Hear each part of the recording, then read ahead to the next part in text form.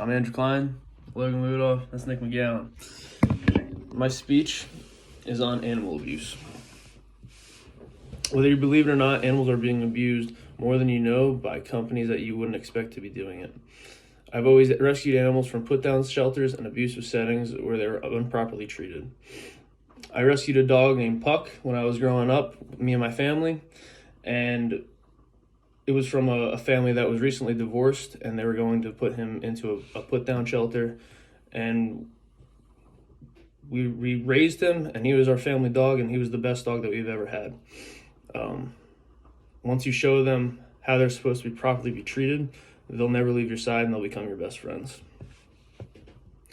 Main goal of my speech today, teaming up with Pet Helpful and PETA.org, is to show the world that there's animal abuse going on in the world all around them, and there are many ways to stop it. Neglect and abandonment are the most common forms of abuse towards animals. In most of those cases, it is said that mainly pit bull breeds are the makeup of most of this demographic.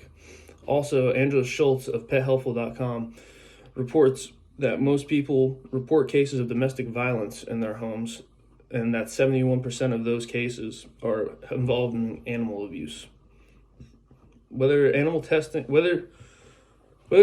testing or animal abuse, it happens all over the world and even in our own country.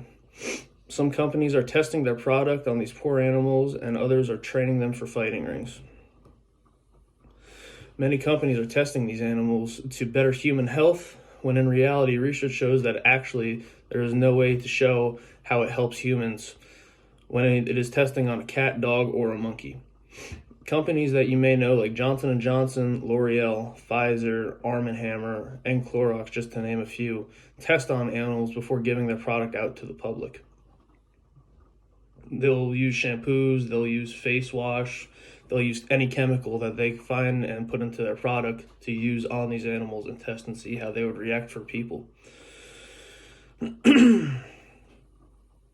There are many more alternatives to animal testing than we know, and PETA.org actually has a vast amount of knowledge that explains that the impact of testing on these subjects actually don't help humans at all, and we would improve human science and protect the animals that are unwillfully being tested on if we tested on humans instead of these animal subjects.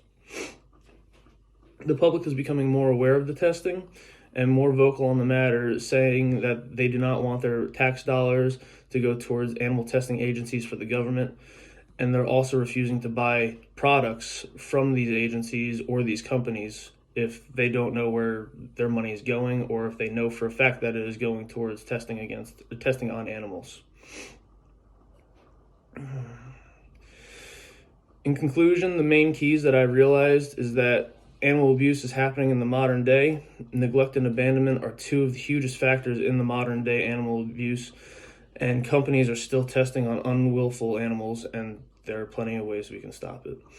Researching items and medicine before you buy it, or cleaning products before you buy it, all to see if they've been tested on our furry companions. I know everyone has had a pet or an animal in their life or has done something to fight animal abuse, but there's always ways that we can do a little bit more to help them out. Thank you.